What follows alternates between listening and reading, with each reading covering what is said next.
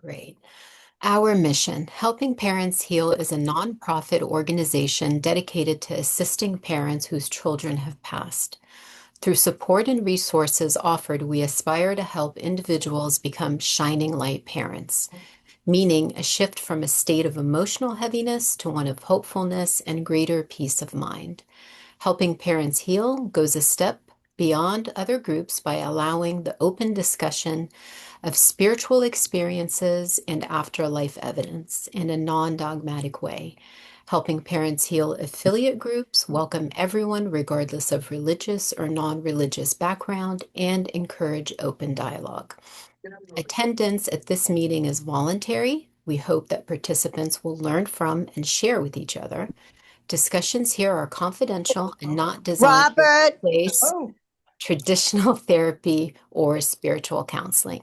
Helping Parents Heal offers a wide variety of speakers, allowing parents to learn about many possible ways to heal.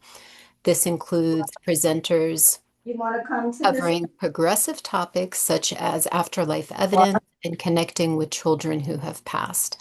The views expressed by our guest speakers may or may not reflect the opinions of Helping Parents Heal leaders and members. So we ask that you take from their presentation whatever may benefit you personally. Welcome, everyone. Thank you, Sherry. Do a good job with that.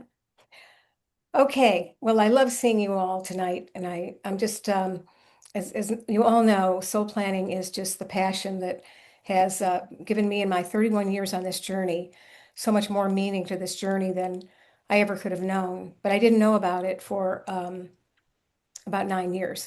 So my first 9 years with Scott on the other side were just, finding books, anything I could possibly find, which wasn't much, and no internet for the majority of that time. And so when I read Rob Schwartz's book, by the way, how many of you have read Robert Schwartz's book? Just raise your hand if you have. I'm just interested.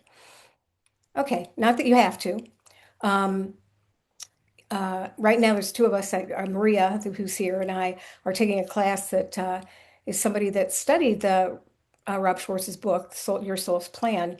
So we're kind of going through that with some other folks because that book is still a valuable tool. I don't, not all of it agrees with me as I've gotten further into the journey. And as I've said before, I think Rob probably feels that after he wrote that book in 2007, there's probably been a lot of changes in his thinking as well. So I think that we're all shifting and we're always moving, and spirit is opening more doors and more awareness to us so that we continue to move on with this, which is really so fascinating and so good. So I try and bring more updated things maybe, and also yet a lot of the tools that Rob has shared with us as well, and other sources as well. So, so I just wanted to ask first, Maria, who's here. So Maria, you were telling me, or you texted me about Andrew's, is it birthday or his passing day? So today, thank you, Sarah. So today is his birthday. He would have been 44 years old. Um, and a series of coincidences because I don't believe that, I'm truly believing that there are no coincidences, that it's really connections that we have. Um, so I was looking at my calendar and thinking, are there any meetings? And I saw your meeting, soul planning. I'm like, okay, great. Sarah's meeting is tonight. Then I'm driving and I have no connection except to listen to an audiobook. And what book do I click on? Your Soul's Plan, Rob Schwartz. I come home and there's a live Instagram um, program, and I click on it, and it's in Spanish. It's a Spaniard doctor, and I can understand Spanish, and it says Conversations with the Soul, talking about soul's journey and soul contract. So I've had three different connections today telling me that truly and honestly, we don't die, we transition. And my son, it's been a year.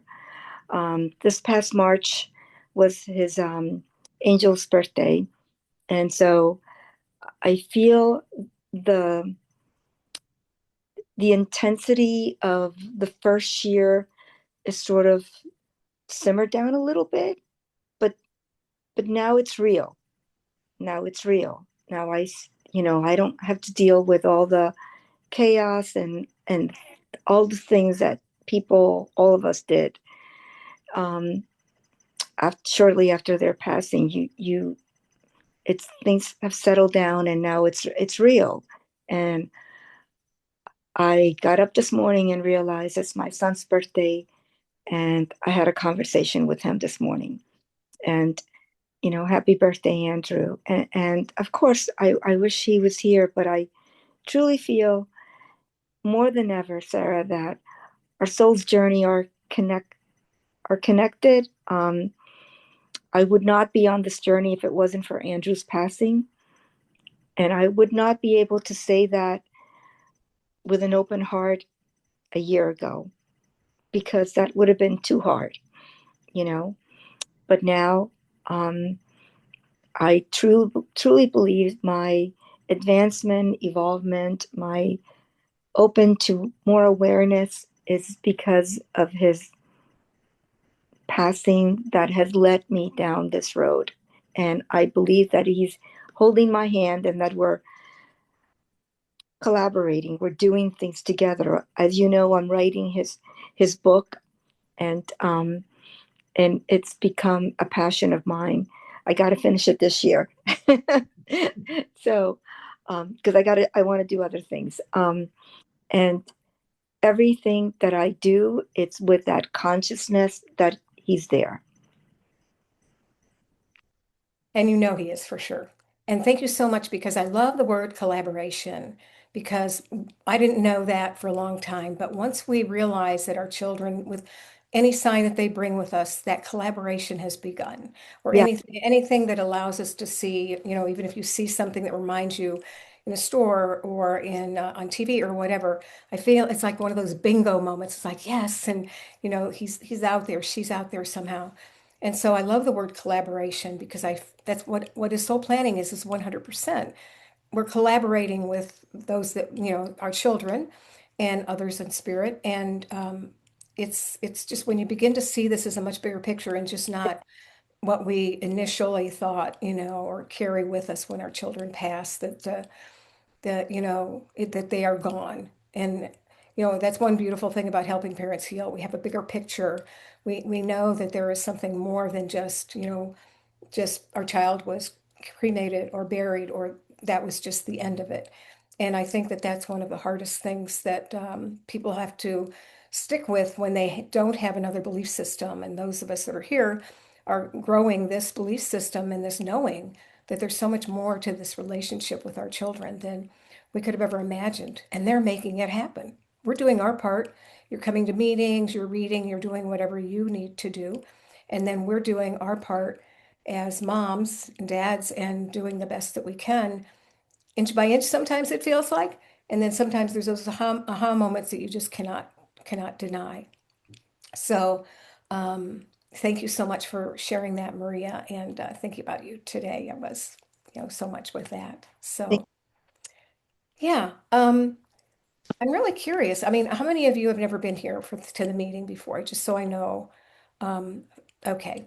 So soul planning, let me just kind of run through this. Soul planning means we plan our lives before we're born with all those that we will be in this lifetime with. So it starts with our birth family. We come in with a family that we were intended to be with, whether they were wonderful, functional, dysfunctional, whatever, because it's all about the experiential aspect of our souls, of our experience here. And so when we begin to look back, maybe on our childhood, things that were beautiful, wonderful, or the challenges that came, no matter what we go through, we're learning, we're experiencing, and we're seeing more about who we are in those situations. We're seeing how we cope with it. We're seeing if we fight it, but it's all part of our human experience. And then the older we get, um, and I never knew about, like I told you, for years, I didn't know about soul planning. But the more that you adapt, you become aware of it, the more you'll be able to look back into your life sometimes and make more sense of things that happened to you that you couldn't maybe have understood as a child, or that have just continuously confused you. And we're not going to get an answer to every single thing, but we start to put this big, huge, I've said like 10,000 piece jigsaw puzzle together, and you start with just little pieces that you find one that fits here or fits there. And then we begin to see that there's more fitting into the puzzle, and it's beginning to show you something that you are going to see what the puzzle picture actually is. And so it is a process of taking your time, trusting in more than you ever thought before, just trusting your child is here, first of all. And the fact that, like, again, you're part of helping parents heal means that you are looking at a bigger picture. And there's still groups out there, and many, many friends that I started out with years ago never really had that relationship with their child because it wasn't intended for them. And so I moved in different directions and they moved in different directions. We can still be friends, and there's always that um, that love about our children, for love for one another and for the children. And yet to really be able to see this in your life individually, that your life has been, um, things that seemed coincidental were not coincidences. That was intended to be as well. If there's strife in your family, whether it was your birth family or now your family, that comes as well as lessons, as experiences that we then have to look into and go, I didn't expect that, or that wasn't fair. I don't even use the word fair anymore. I just trust that life is teaching me every time something comes up. Um, yeah, and I told you this, I think a couple meetings ago, that I'm writing a book. It's called Death Teaches, Love Heals. And so I have a publisher, and it was taking forever. And I wanted this one particular author that I've read his books. I wanted his wording on the back of the book. And I know his assistant, she was wonderful. And so she asked him, he said yes, he would. But it's been taking like 3 months. And it's like, okay, I'm patient, but I also want this book done, done, before the conferences all start this summer, especially helping parents heal. And so I kept waiting, waiting, and I'd say to my son, Scott, really, you made this happen. You had me reach out to him. When is this going to happen? Well, it finally happened this week. And so I got his wording, sent it off to the publisher, and now we're that much further along that I didn't get upset. I just trusted all along. It wasn't time yet. It wasn't time yet. Biting my tongue and, staying, staying within the belief system here, which I've done. And so that is just one of those things when you go through a life experience and it's like, that this isn't working for me right now. Maybe say to yourself, oh, maybe it's not the right time for this. Or maybe I'm in too big of a rush and I don't know the bigger picture yet. Those kinds of things. And so we start to look at our lives in just new ways with the knowing that we're souls. That we all came in here together to work with our family, to work with our children, to learn from this experience, that hard one, that wonderful one, and then that becomes our life in lots of ways, and not pieces. It just becomes into the whole of who we are. And then we're changed. Sherry and I were talking about this before we got on with all of you. I have with some of you that are on here too. The really the advantage of knowing and the beauty of knowing that our children are so present. Even if you're not getting enough signs or not enough messages, just you're going to trust the journey. And think of me, I didn't know anything for 9 years. So, and Scott was slow. He came in at 5, but I still didn't know about soul planning until 9. And so that is something that I just had a journey that was just different than any of you. And yet I'm still standing. And I'm really grateful, for that. So, um, I just, first of all, I want to know if anybody has any questions about soul planning to begin with. If you're new or if you've had an experience that you'd like to ask about, or I can't do the chat because it keeps, I'm on the HPH Zoom here. You can see Irene Vivaldi's is the HPH Helping Parents Heal. She's not on right now, but she set this up because the connections with these have been kind of confusing. So if you have any questions, just put them out and Sherry will see those in the chat, or if you just want to raise your hand, and ask something that's particular for you or specific that you'd like to just ask about. We have Liz raised her hand if you want to unmute, Liz, and I'll keep an eye on the chat. Okay, thanks. Well, I have a question. I read that book just recently, Your Soul's Plan. And the thing that I find really hard to accept is you plan who you want to come back as, or, one of the men wanted to come back as a HIV patient or HIV person. And, you know, and okay, I can perhaps understand that. But then there are other people that come back as, somebody that was a difficult, like, let's say you got hit by a drunk driver. The That person that was the drunk driver had to accept that they were going to come back as the drunk driver. And that's the part that I find really hard to understand, how some people will say, okay, I'll come back as, I don't know, the mean teacher, or or just somebody that it's not a great life. It seems kind of odd that you're somewhere that you pick what you want to be and you pick that. I understand that, but remember, when we're in spirit, we're not thinking like the human experiencers. We're looking at what's good or bad or hard or filled with love or not filled with love, whatever.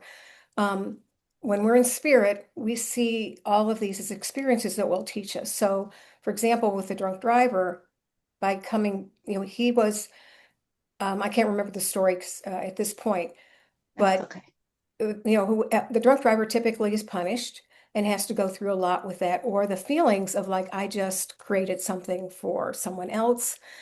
And when we're the experiencer, it's a different story, right? There's the guilt, or there's the maybe denial, and there's a whole new set of experiences with that person. So I would assume that coming back on the other side of that um, story would just be experiential. In spirit, we want the experiences for this when we come into the body. We're looking at this very humanly. Like, why would you do that? Nobody would want to come back to do that. So it's not like us in the human mind saying, I want to do that. But I think in time, people that are meant to understand the bigger picture, they will see there's could be some balancing that goes on. And that's a lot of what spirit does anyway, is balancing something that was over here that you didn't understand at all. And you go through it in another lifetime and you begin to understand why maybe your father had been cruel, or, why someone didn't like you or said the words to you that were harsh, or someone that was actually wonderful that taught you to be a kinder person, that kind of thing. So spiritually is where the soul planning takes place. So when you look at it in that way, it's a much bigger picture, there's much more awareness, and there's a knowing that this will teach me, this will show me who I am in another lifetime as the drug driver, and this time, in a different setting that I've had before. It maybe seems strange to some to think that we would actually, in our minds, we would do that, but as humans, we're just full of emotions, and we're full of good and bad, and we're full of thoughts and fears and that kind of thing. Spirit doesn't have any of that. It's purely all understanding the bigger picture, and knowing that the experiences are important, because the drunk driver comes back to maybe even be in the same family or to affect the person that he had affected within another lifetime, you see? So there's a balance then that becomes working in that for him then to be free of that, um, the drinking problem. let's say, or whatever it may be. So it's so much bigger. I don't know if that helps you or if that's understandable, but we're humans here with lots of thoughts and lots of emotions and lots of things that we don't want to do when we know that what's right and wrong. Spirit knows all that in spirit, but they also know that we need the human experiences come back in the body for human experiences that will then continue to teach us. Plus, every era is different. Every decade is like different now. And so that is also a part of this. The world is always changing and moving in new ways. And so someone that was born in, let's say, 1940 comes back in this lifetime now as a baby. They're going to grow up in a completely different childhood, get completely different childhood than they had the first time around or that time. And we've done this for many, many cycles, any of us that are here. So does that help you, Liz, understand that any better? Yeah, it's still hard, but I'm working on it. Yeah.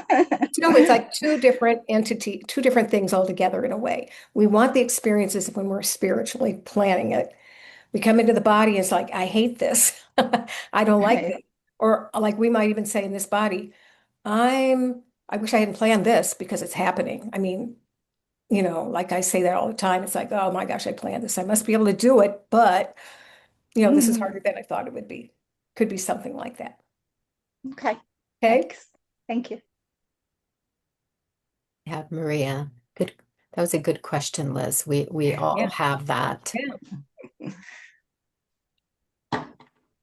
I'm reading the book as well, and I just want to piggyback on Sarah's point that what I'm getting is that we're linear and we have a very small scope of what we see. And in spirit, they're multidimensional and they have a much broader scope. And it doesn't really matter how the, the all they want is the lessons and the experience. It doesn't really matter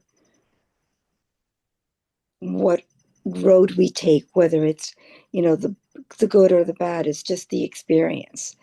And obviously, um, what I and Sarah, you can um, help me with understanding this. Is we're here for the experience and for the growth and development and to advance our soul. And whether we go through hardship, through pain, through loss, that's all an experience. Exactly. Thank you. You're welcome.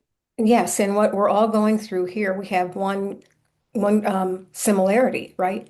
We've all lost a child. Some of you maybe more than one. And so that brings us all together. And then we form friendships in a way that I never would have met any of you. Uh, it's one of those things that, the fast friendships can come and be maintained. And we've probably been in lifetimes before together that we don't remember, but we're always working on, within that interconnection as well. So thank you, Maria. I appreciated that. Okay, next we have Terry Lynn. Can you unmute? Yeah, I'm Yes. trying. My button clicker Yeah, wouldn't work. that's I okay. just wanted to I might be in left field here. I mean, there's two points I want to make. I feel like with what Liz was talking about and what you were touching on, Sarah, is that, you've heard the saying, walk a mile in my shoes. Hmm. So until we do walk a mile in someone's shoes, we're not going to know how that person felt, or we're not going to know the impact of the grief we may have caused to someone else. So when we come back and we do that, we can learn to have the empathy or understand what each perspective was on either side. And then we become more compassionate and more loving and more giving and more understanding. And as we evolve, I guess that's why some people say when they pass on and they're in that realm, they feel no judgment. Mhm. So, where I feel like I may be in left field, I kind of like, and you said, Liz, your question was, why would someone choose to do that? Well, we emulate like, as it is above, so it is below. But, an actor will take on a role. Sometimes he's the bad guy, he's the villain. Other times he's the hero, or he's the man that comes in and sweeps a lady off her feet.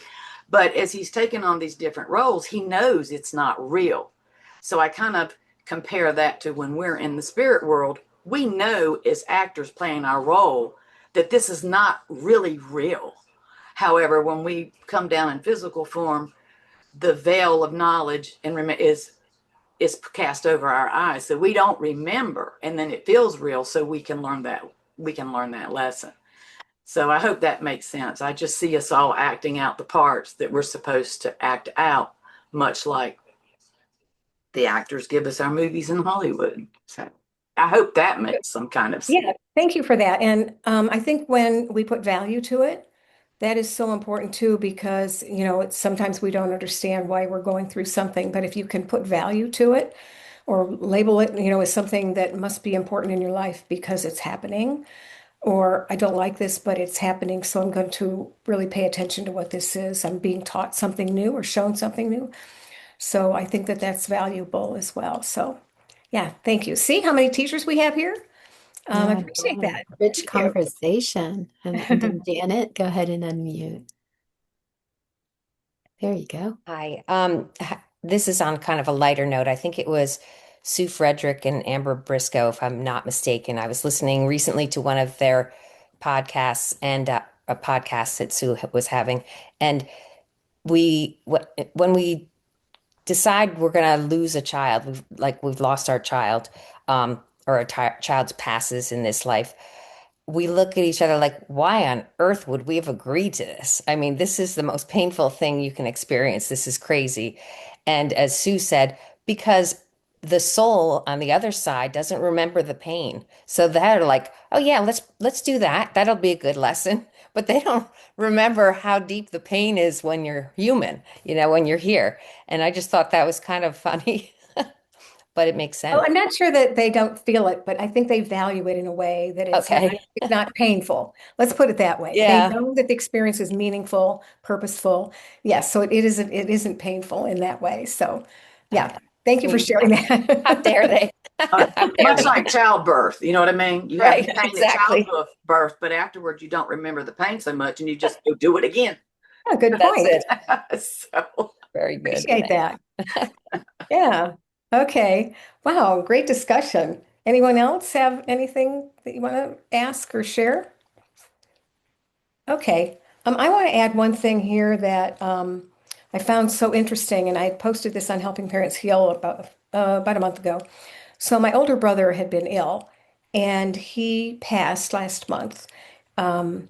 He was intubated and everything, and it was he passed 5 days after they intubated him, and he was just out. There was no movement, really. There wasn't anything. I wasn't sure what he was going to do anyway. But at some point in time, I'm just sitting there with him, and I hear the words, "I'm okay. I'm okay. I've already left my body." Because he never believed me with all that I'm doing. And we're one of four kids. And my younger brother and my sister are always partners in the signs and everything. And my brother was like, nah, I don't think so. So I just let him be and loved him anyway. And we didn't really have to talk about that a whole lot when I was with him. But he was coming to me. I'm just sitting there and I'm not going, Jimmy, talk to me. Can you talk to me? I wasn't doing that at all. It was just so incredible that he said, and it wasn't just that day, but this was like 5 days before he passed. And his soul had already left his body. And then he talked to me, each day after that. And then when they took the tubes out, he never came to. So it showed me that he really was gone that whole time he was intubated, and that he could tell me that. And then my concern was, well, I hear Scott, my son. How am I going to know who's talking to me? I'm not necessarily a medium. I mean, I am kind of, but it's like, but I know Scott because he just talks to me. And and I said to my brother, Jim, I said, how am I going to know it's you? So my birth name is Sarah Jane. The family calls me Sarah Jane. And so I'm Sarah Jane. So when I hear Sarah Jane in my head, now I know it's my brother. So we have a code in a way of separating it from Scott. But it was one of those things that I found incredible, that his soul had left his body before any of us knew that. And I posted on Helping Parents Heal like a couple days after that all happened. And I found it so interesting that other moms were saying that that had happened with their children as well, that they knew that their child who had been in a coma or something like that had happened, but their soul was alive and well and coming to them. So it's not going to happen with everybody. We don't know why me, why them. But I just wanted to share that because I found that to be, I've been on the journey 31 years and I've never heard anybody say anything like that. So there's my brother, the one that didn't believe, being my teacher in that moment was just extraordinary. So I wanted What to share. else? What else did he say? It was always, I'm doing okay. I am, I know what's going on. And it was just a brief sentence here and there. So I didn't tell his wife. I did tell my younger brother who trusts me in all this. But I told his wife that day when he passed, I finally said to her, I know he's okay because I've heard him. And she believed me. And so that was all well and good. But it was just that he was aware that we were all there. And that I think was the most beautiful part of that too. He was not, I mean, he was now in spirit. His body was there. And it's one of those things that allows me to even think, does this happen with if someone's in a car accident and they're killed? Their spirit is gone right away. And the body is what is found. And if that person is meant to be intended to be leaving their body, that way for a permanent kind of situation. And so it was very uplifting to know that that he was fine. And we were all like, sitting there with him for 5 days thinking he didn't move. I mean, we couldn't tell the nurses and doctors were wonderful, but it was quite an experience to know that he knew exactly what was going on. So very helpful. Very, very cool. That's a beautiful share, Sarah. My goodness, that's lovely. Liza, go ahead, dear. Well, Sarah, I didn't know about your brother, and what a beautiful story, though. And of course, he chose you, right? Because you're so open to it. And now you can have those lovely conversations with him. And I think that's just beautiful. Really, it's really special. Um, I know that my son Lucas passed before he actually did, before he was declared gone. It was Christmas, and I know he waited until the next morning because he didn't want his angel date to be on Christmas. I just know how he is. He wanted us to still be able to have Christmas in our own way, without also it being his angel date. So I stick by that. The 26th is his angel date, but I know that his soul had already crossed over. And actually my cousin validated that because my mother came to my cousin in her sleep while she was waiting for the phone call while we were at the hospital. And my mother went to my cousin and said, "Tell Liza that Lucas is already with me. I already have him." And it was before midnight, but she didn't tell me until the next day. Well, she didn't want to tell me while I was at the hospital. So I do believe that um, at that point he had already crossed over. He just wanted to make sure that his angel date wasn't on Christmas Day. So Wow. I hold on to that. I hold on to that. So. Yes, I can imagine. Oh my goodness. Thank you for sharing that. That's so beautiful. See, they're so aware, and we just don't know that.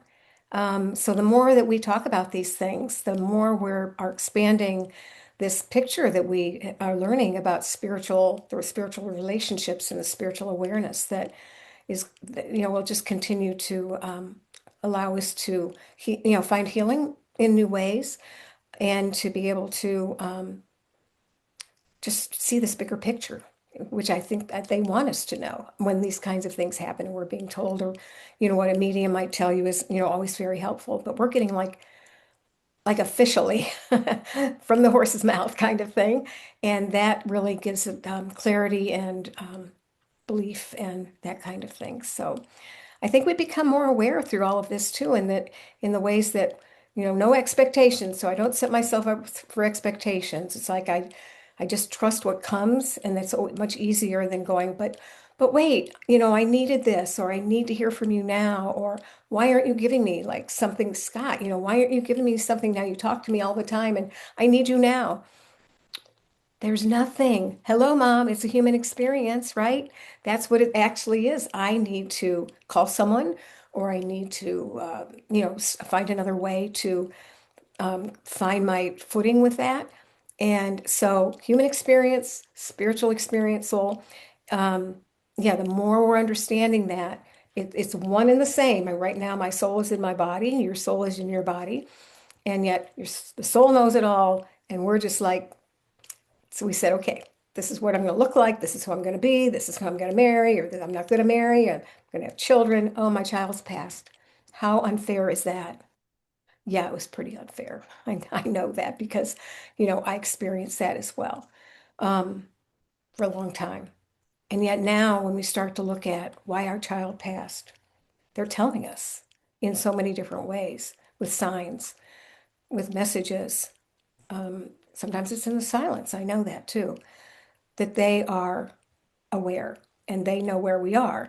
Or they, if you happen to find something that always reminds you of your child somewhere, and you could be on vacation and you find something, it's like, he knows we're here, or she knows we're here. It's those kinds of things you start to pick up, and it helps to develop your belief system, and you try to start to trust in more than you ever could imagine that there is still that connection. And it does take time. And I'm still, like I said, at 31 years, I'm still having communication because I thought it would stop. I mean, I didn't know. And yet it hasn't. So and it's going to be different for each of us. So unique. And I still have lots of friends that I started out with this journey. Scott passed in 1994. Some of you were probably not even born yet. And yet, I have friends whose children passed about that time as Scott did. They never went on a spiritual journey. It was never something that they were meant to. And so, we could still be friends. We could still talk about our children. Sometimes I just don't go into what I know deeply, like I would share with you. And I listen to their story, and it's contrasting.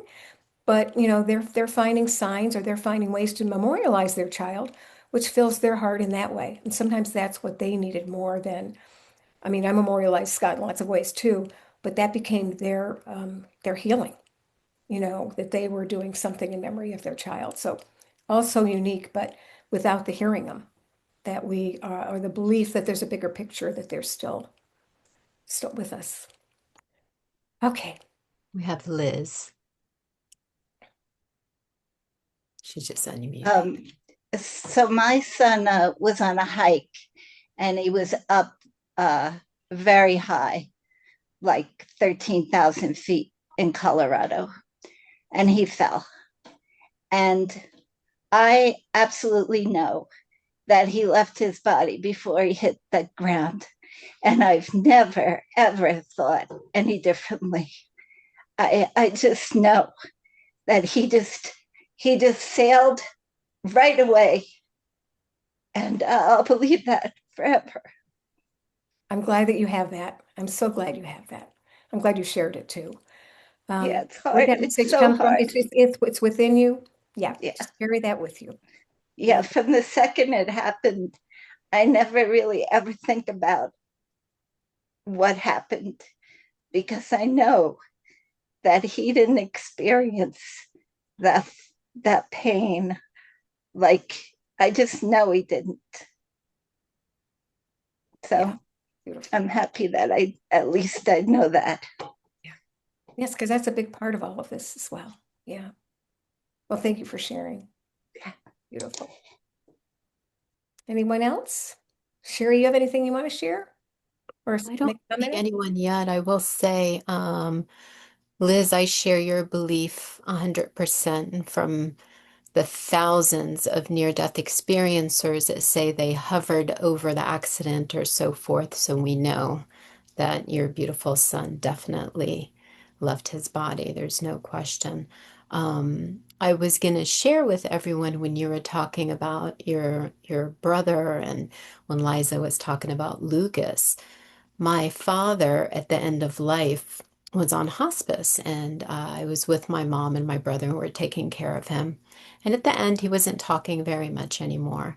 But that entire week, I was having the most vivid dreams of my dad, maybe in his 30s, dark hair, super thin, really outdated clothes.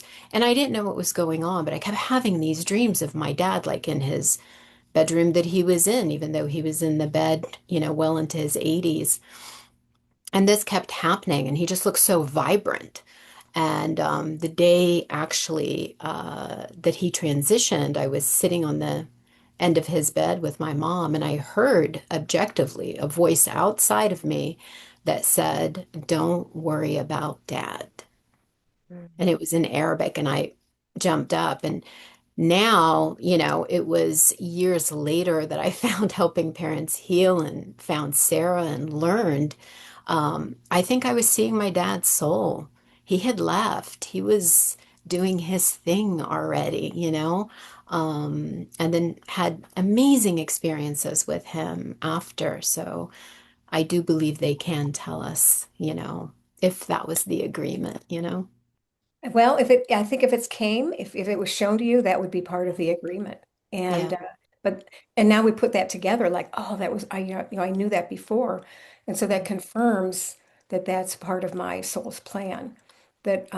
And that allows us to expand and see so much more as we're traveling the journey. So there's all these pieces and parts that come into this 10,000 piece jigsaw puzzle that starts to really connect the dots, connect the pieces as well. So also valuable. But Sherry, thank you for saying. And this was in Arabic, you said that it came Yeah, to the you? voice was in Arabic, and I couldn't make out if it was even male or female, but I just heard outside of me, "Don't worry about dad." And he had left. Yeah, Maybe. yeah. Yeah. Ooh, I love these stories of connection that we're getting tonight. So thank you so much for that. Any other questions? Because I have tons of information that I can share that just have helped me so much. Something that I picked up, I could be watching television like I was watching one of those CBS morning shows, and this is like a year and a half ago, and I wrote these words that really made me think. Until you are challenged, you have no idea what you are capable of doing. So this is one of those things that um, we're all being challenged. So until you're challenged, you have no idea what you're capable of doing. So I think that we all begin to see on this journey, we've been forced, it feels right, we've been forced into, but so planned, this journey that we didn't want, we couldn't imagine, and here we are. But when we begin to see in a bigger picture that we are challenged in ways that now we know are spiritually designed, and we begin to see who we're becoming and what we're doing in this life that we're surviving. Each of you sought out help online. You found Helping Parents Heal. That resonated with you. And from that point on, you are fulfilling that, kind of what I got from this message on CBS Morning Show, which was until you're challenged, you have no idea what you're capable of doing. It can be crazy stuff too, right? I mean, we know that. But, when you start to realize that, that crazy also is teaching you something or saying, don't do this, don't stop doing this to yourself. Um, but I thought those words are really pretty profound because I think that when we're all going through this, we're just like taking it day by day. I can look back now, and maybe Sherry, you can look back now, and some others that are looking at their own journey, that the challenges of what you've been brought day to day on this journey can be really profound and deep and powerful and helpful. And then we become that much more able to help other people that might be struggling with something that we couldn't have helped them if we hadn't gone through this ourselves. So when you start to trust this, and I talked about my brother, and I've talked about my husband having dementia, and Sherry and I were talking about this before you all came on, how I didn't know how to take some care of someone with dementia or what to do, and yet I feel like I'm being guided with this as well. But I've also learned because I know that this was my challenge, this was my journey with my husband, that I must be able to do it, and it shores me up in ways that I never thought or would have imagined that I would feel. We got a pretty calm household over here. And I'm not giving myself all the credit because he's still pretty good. Uh, but and I'll probably report on him every time I come on here because it's just like so interesting to follow that journey. So those words really rang true with me. Until you're challenged, you have no idea what you're capable of doing. And so I put that out to all of you. I think I'll post that tomorrow on the soul planning page. I think it's something that can allow each of us to have a little breathing room too, that that what you're going through has meaning and purpose. And yet you will find answers from that as well. Okay. That's profound. We have two hands raised. If Lisa wants to unmute, and then Kathy. Okay, so I don't know where to start. So I know my son, I believe my son is guiding me. Because I actually went on an interview and got hired, but prior to her offering me the position, I don't know, I just let her know I would like Mother's Day off because I had to give up another job because of that. They didn't want to give it to me off. But anyways, long story short, I just let her know my son's birthday's coming up and I prefer not to work. And then I let her know he passed. Oh, how it came out. That's right. Of course, I have the gap in my resume.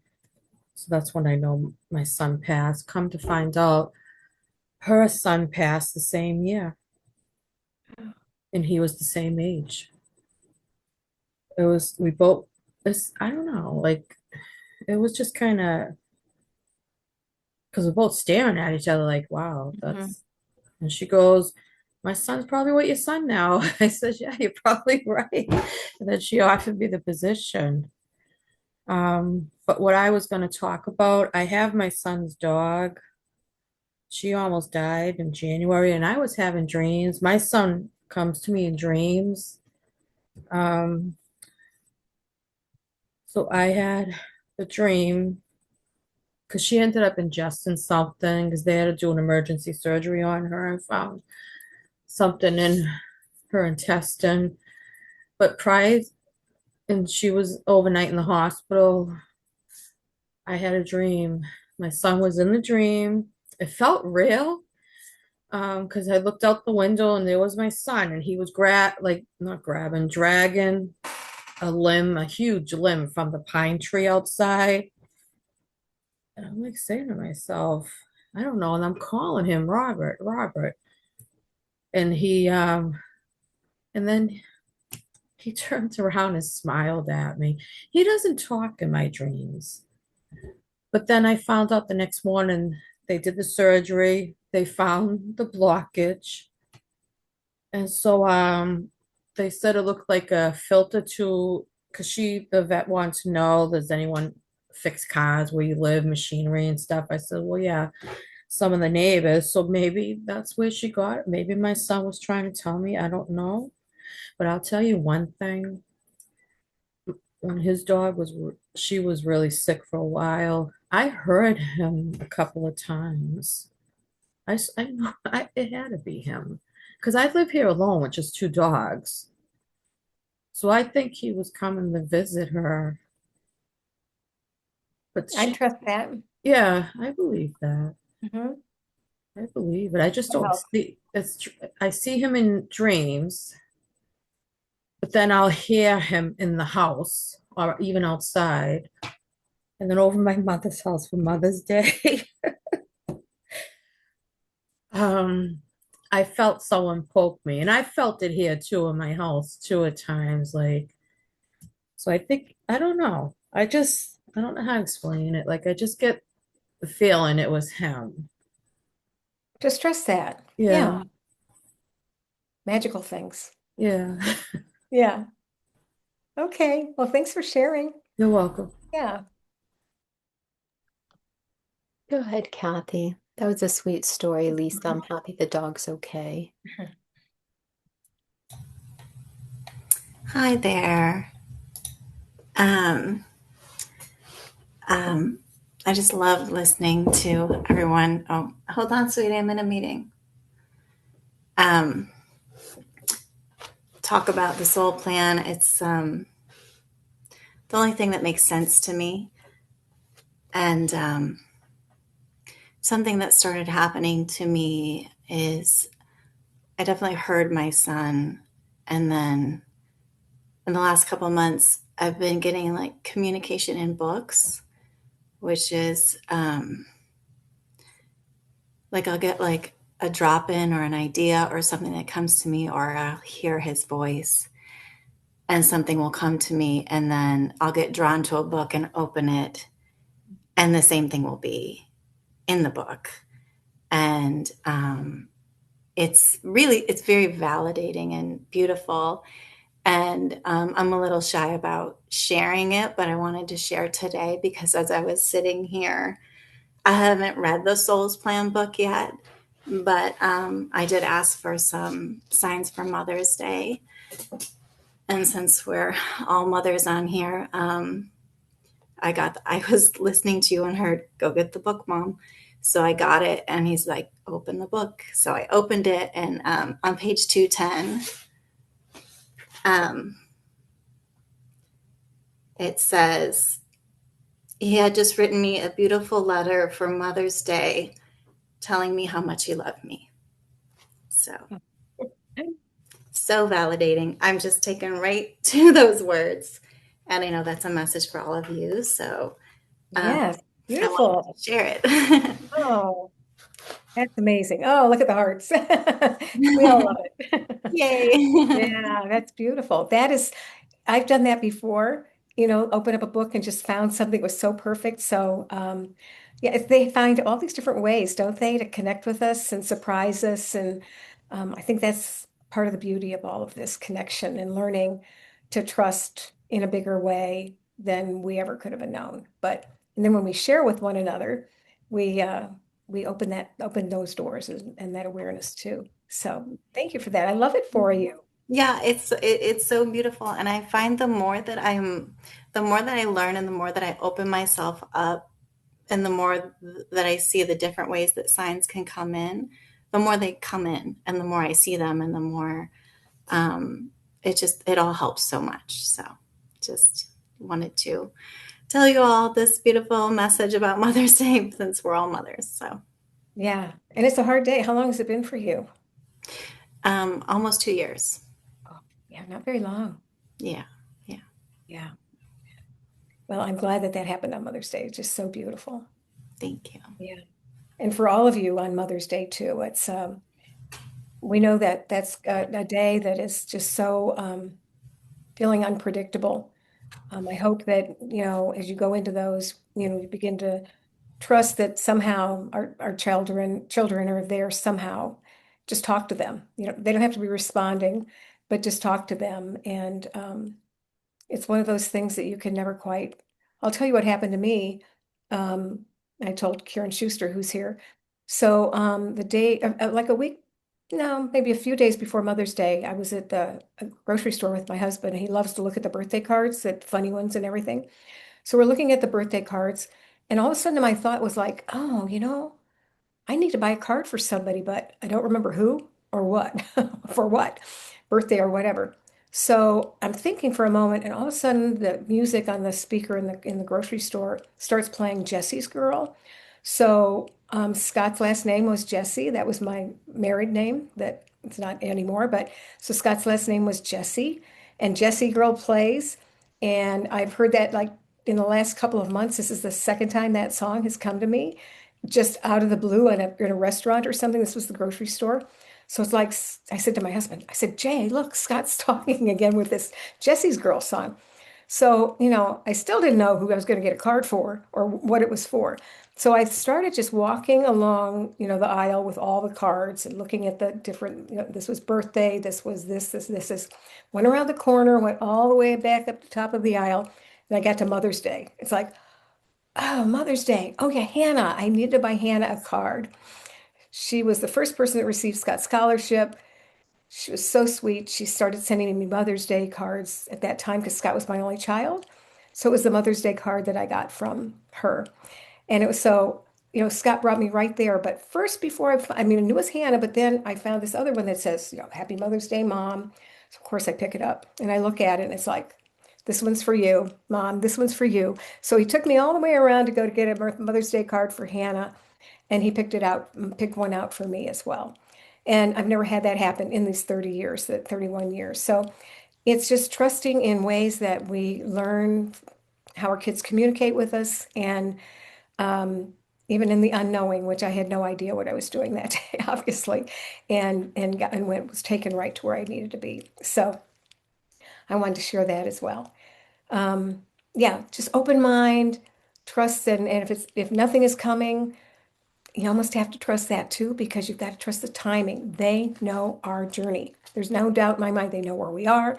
They know where we are, what stage we are in our grief. They know what we need. If we don't get something from them, it can take us into a distressed place, or then we start questioning, then we start asking, but maybe we go look for another book, or we talk to a friend who's also lost a child. We start to reach out. We search for something that might give us that feeling of connection with them. And that was always the plan. They wanted us to do this, without telling us, but we're getting those, we're just thinking, what can I do? What can I do to feel connected to you? And even just going and sitting in their bedroom sometimes is enough to do it, and see what that feels like. So it's all going to be very unique for each of us, as you're hearing here. And yet, the more that you are aware of all of this, I think the more that it help you, in time, taking the steps, not alone, with your child, and beginning to see how your bigger picture is going to evolve, as unique as each one of them are. So we have time, a couple of minutes, if anybody else wants to say anything or share. We have 2 minutes if anybody's itching to say anything. Now's your time. Oh, come on, someone has something. All right. Well, yeah, I should have something else I could tell you. I could say Um, one thing. oh, good. Okay. Monica. I liked your story about I'm just okay. My mother, um, we went up recently, 5 hours up the road, and she's 102. And she got to meet my granddaughter for the first time. But it was very hard because she has skin cancer. And 6 months ago, it was the size of a quarter. And now it's the size of a kiwi. So long story short, she's on morphine now since last few weeks. And I called her Mother's Day. Um, but it was hard to connect.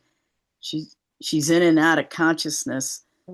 Anyway, well, I talked to her. Usually she's on the ball. 102 on the ball. Wow. Lately, not the morphine, but I think that's just me. I don't know. But um, she fell asleep on the phone. She sleeps a lot now. And I said, Mom, happy Mother's Day. And she just said, I said, how you feeling? I'm okay. Just what you said. No matter what happens to her. In fact, my friend today said, I really liked your mom. And I said, why? Just because she was so easy. But your story hit with me because, uh, she's in pain, probably. She's suffering, but she won't admit. I don't know. So I guess when I went up there, I didn't get to see her long. So now I got to run up again, I guess. After your story, because she's 102. And then we had a meeting Monday about her health. And I just, I don't know how long. And my friend says to me, everybody has an expiration time. Hmm. So I It don't will know. happen. So It I'm will happen worried. when it's meant. I'm Yeah. worried. She said, thinks she's okay, but she's not Time well. will tell, right? Yeah. Good. Time will tell. Yeah, That's but how I wish I wasn't 5 hours away. Time will tell, but I I'm know, nervous. I know, but best laid plans, or the dream of being there or being with her, we can't know what that timing is. And she she will see as soon as she leaves her body what was meant to happen. And But I want to be there and hold her I hand. know you do. I know you do. And I can understand why. I know. Yeah, It's hard. it is hard. Yeah. I just got to pray and maybe get up there. I don't know. I got so much here. It's hard to go. Trust the journey. That's all I can tell you, because that's Thank what it you. comes down to. Trust the journey. If I you're meant know, to and I be can't there, control it. you'll be Thank you. there. Yeah. What? Say it again. Trust the journey. If you're meant to be there, you will be there. Okay, thank That you for if that. that's the plan. If not, then she's meant to leave, Okay. where she I'm is. I'm trying not to worry. Thank Yeah. you. Yeah. Amen. Okay. I see Lisa's hand is up. I don't know if you want to take one more. It's Maybe make 6:01. it quick, Lisa. Yeah, this is more part. Well, my mom came from family 11. So one of her sisters passed. My aunt, she was 89, almost 90. She was always afraid of dying, but near the end she wasn't. And then my mother and her other sisters went up to visit, and her daughter, of course. So she turned around in the bed, and she's like, "They're all. I gotta go. They're all here. The family's here." It. So my mom, I'm getting chills now thinking about it. And my mother told me, she was saying, like my grandmother, grandfather, her parents. She started giving the names. So I wanted to know if she said my son's name, but my mother said no. She just said like, she goes, but they're all here. Everybody's here. I gotta go. And she said goodbye. And then I think like 30 minutes later, she passed away. Wow. That says so much. Yeah. So our Wow. family, I believe our family greets us or God helps us up there. I Mhm. believe No, that. no doubt. Yeah, no doubt. Yeah. It's easier than here. Let's just put it that way. But we're doing a trusted journey here while we're going through it. And, together we are so much more stronger than we were by ourselves. So I'm glad you were all here tonight. Come back again next month. Bring your questions, whatever you may have. So thank you so much. Lisa, Sherry, thank you so much. I'm going to stop the recording.